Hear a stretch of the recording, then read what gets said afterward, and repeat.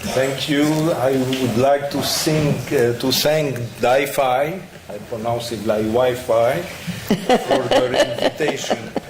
And I will start saying that I was inspired, me and my colleague Emmanuel Todd, by the sound study of a British historian who, some 50 years ago, during the May 68 revolution, probably, the May 1968 revolution in France, had pronounced the Stone's Law, which consists into saying that when the level of illiteracy in a certain population reaches the threshold of 50%, this becomes the start of political trouble. And it was true in England in the 17th century. After the 50% threshold was reached, Cromwell took the power and the king was beheaded. I wish the Arab world would have a more optimistic future. But let us see now what is going on in our world. My impression, my analysis is that our Arab world is living exactly the same revolutionary processes of England, then France, then the rest of Europe and the world, and now in the 21st century, these revolutionary events have reached the Arab region. And that the transition was triggered by the access of the youngest, aged 15 to 24 years, to the status of literacy. If we look at the image now, we find that literacy is almost complete, except in certain settings such as Mauritania and Yemen, among the youngsters, and that the literacy rate among boys and girls are almost similar. What literacy means? Literacy means that the ability to read and write for an individual make him ready for autonomy. He becomes an individual and no more a member of a large family or of a tribe. Individuation is at the root of the modernization process and of the demographic transition. Fertility is, of course, affected by education. I'm not going to repeat what is very well known. But what is important also is that demography don't insist also on the fall of mortality. The Arab life expectancy has increased from some 40 years in 1950 to 75 years now. This is akin to a mental revolution in the Arab mind, because the Arab population used to be characterized as fatalistic, even by themselves. They were so accustomed to death, which was a banal phenomenon present at every corner. So now, my hypothesis is, thanks to the fall of mortality, this means that the Arab people are moving away from fatalism. Fertility has fallen. This is a well-known fact. Today we have countries like Lebanon, who has the level of Belgium in total fertility rate, Tunisia, Morocco, which are at few decimal points of the Beau model, which is France, which has a total fertility rate of 2.02. This was the panorama of the demographic revolution that I had drawn with Emmanuel Todd in 2007, when we have written Le Rendezvous des Civilisations, which became the Convergence of Civilization in 2007, thus 4 years before the Arab Springs. So you see how total fertility rate have fallen from 7.5, 8 to very low figures in some setting like the Maghreb countries or Lebanon. But also, it's not only fertility, there were a lot of family transformation, which is important to quote, although Huda has mentioned some of them. Third, the celibacy rate has increased, that today in a country like Morocco, 1/3 of the females aged 30 to 34 years are not married. And some by personal choice, and I insist on this. I have made some individual interview, and many Moroccan women, and probably all Arab women, refuses marriage when the marriage is not convenient to themselves. You will find the same in Algeria, Tunisia, Lebanon. The Arab marriage has also fallen to great extent. Morocco, again, the rate of marriage among cousins had fallen from 30% to 15%. And politically it is important because endogamy means the sealing of the extended family, the closure of the social groups, and a stiffened mindset and institution. Conversely, when a society moves to exogamy, its potential for openness is enhanced. So a first glance at politics is that more openness could mean the challenge of established order. So interconnected demographic family changes such as mass education, individuation, mortality decline, marriage and fertility-free choice act behind the scene to explain the Arab upheavals. The patriarchy, which is considered as very important in the Arab country, used to be deeply rooted in our mind. But now we find that women are increasingly becoming heads of family. In Morocco, again, they were 11% only females head of household. They are now around 20%, so they doubled in a matter of one generation. The patriarchy is on the decline. And this is extremely important. When you have societies like Moroccan, Tunisian, or Lebanese society, where fertility has fallen from 6, 7, or 8 to 2, this means that the odds of not having a son and not having a male heir increase very rapidly. Now, in the Maghreb country, mainly in Morocco and Tunisia, there are 25% of the couples who accept to have a heir who is a girl, a daughter. This is very important in countries which were considered as patriarchal. The nuclear family is increasing. This is well known. It has been mentioned this morning. A nuclear family means more egalitarian values inside the family.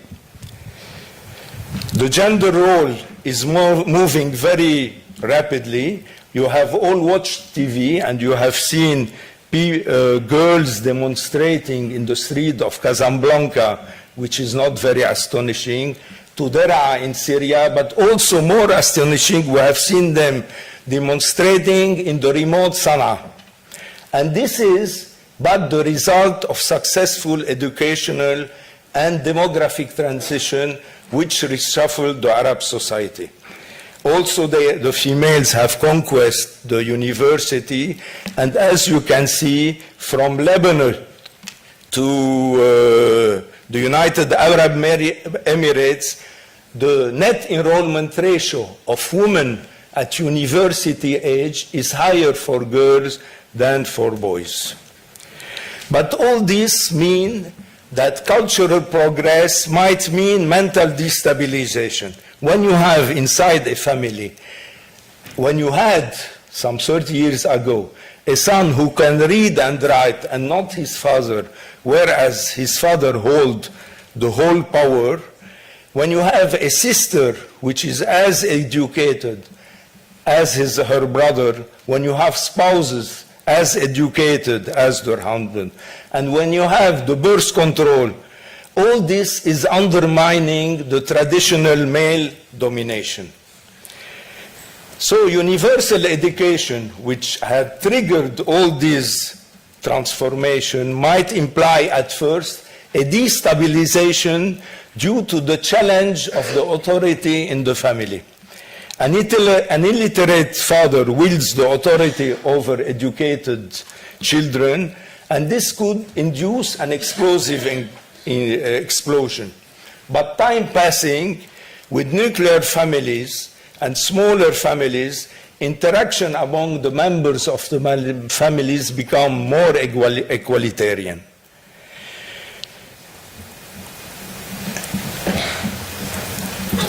So, what we can say is that the timing of the Arab revolutions, nobody knew that it could start in Tunisia and in 2011. Social scientists and demographers can give you a range of indicators which show that something is going to happen in a country, but nobody would be able to tell you when it is going to happen.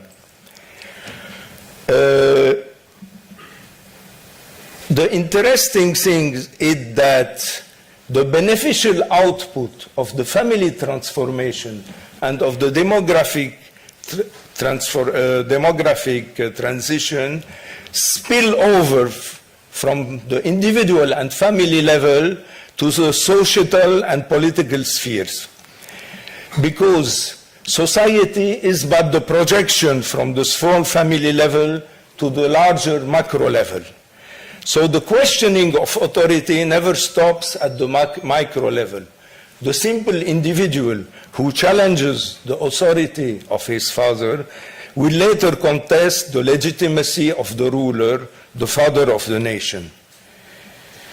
This is a promising avenue of research which has not been covered yet. Is there a causal linkage between the stages of demographic transition and the stages of democracy? My assumption is that yes, there is a definite connection between the demographic transition and the political transition.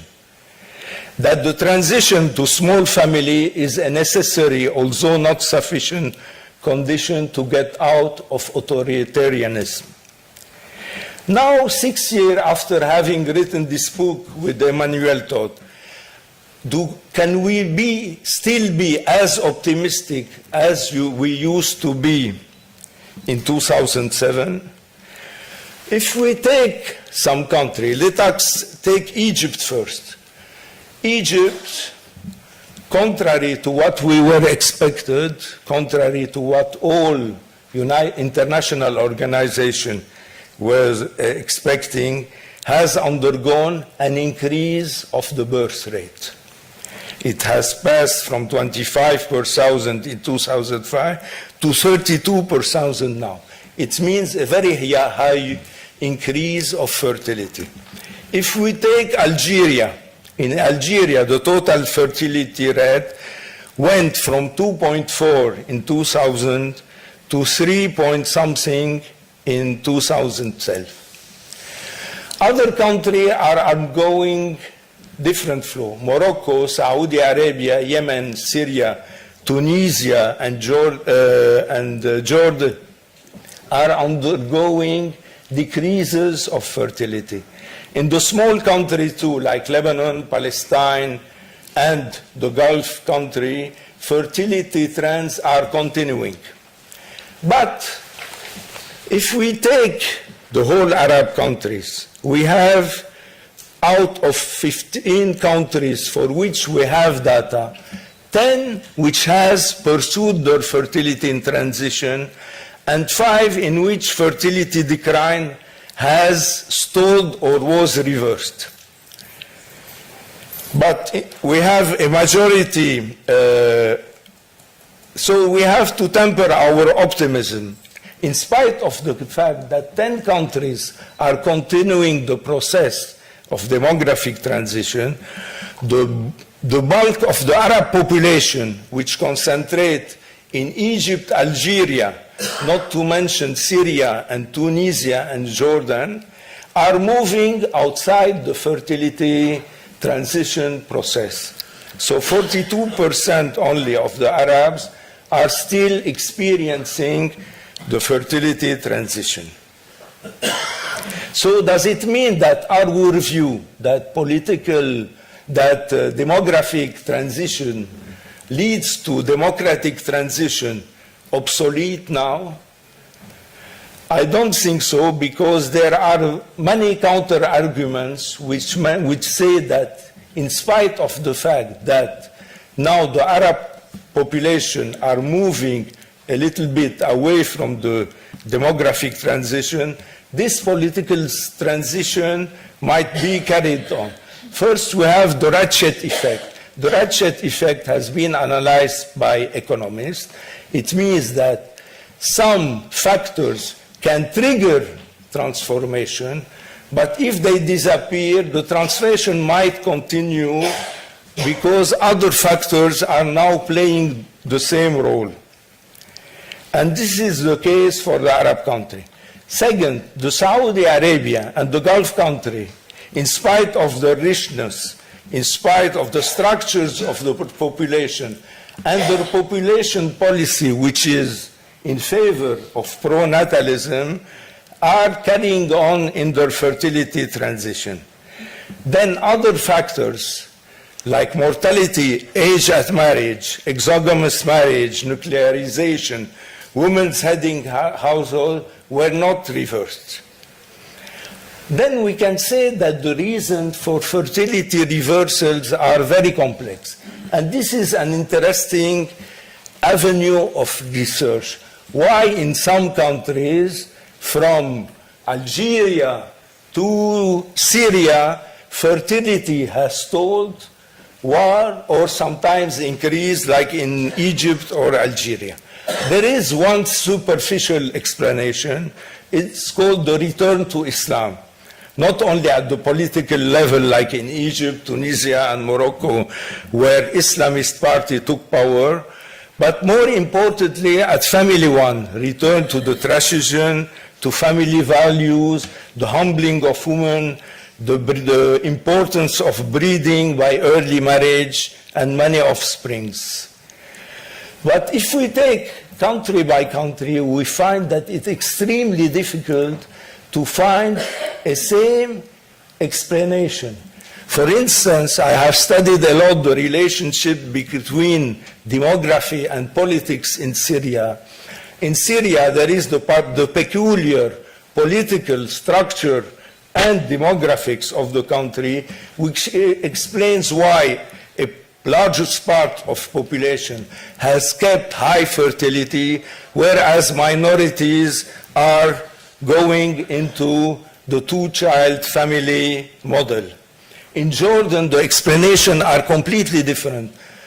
In Tunisia, this is a very puzzling fact, because Tunisia had a fertility rate which was as low as France, and now it has jumped to 2.3, which means a very important fertility increase. So for me, it is extremely difficult to find a common explanation to the reversal of fertility trend in some Arab countries. The only common explanation is the resistance of the Arab population to the entry of women into the labor force. If you take worldwide, you can see that there are only 2 regions in the world where females' employment is definitely lower than males. It is the Arab countries, where the difference is extremely important, and then you have the Indian subcontinent. Elsewhere, in the developed country, in East Europe, in the Far East, in South Asia, even in Sub-Saharan Africa, there is a convergence of females' activity with male activity. So the question that we can ask is this reversal of fertility trend due to the fact that Arab women are permanently kept outside the labor market, either directly or by high unemployment rate, or by higher participation to the informal sector rather than the formal sector. Anyway, there is a marginalization of women at the labor force, from the labor force point of view, which might trigger an increase of fertility. And this is another interesting avenue of research that I suggest to your institute. Thank you.